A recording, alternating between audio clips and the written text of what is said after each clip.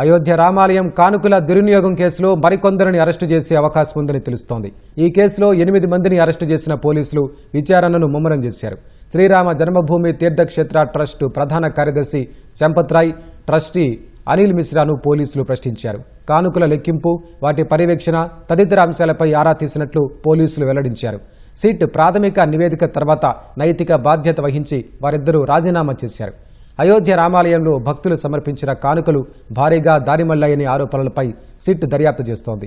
కానుకలు, విరాళాలు trust bank ఖాతాల్లో జమకాక ముందే దారి మళ్లించినట్లు గుర్తించారు. ఈ కేసులో 8 మందిని జ్యుడిషియల్ కస్టడీకి పంపిన పోలీసులు వారి నుంచి 79.85 లక్షల నగదును స్వాధీనం చేసుకున్నారు.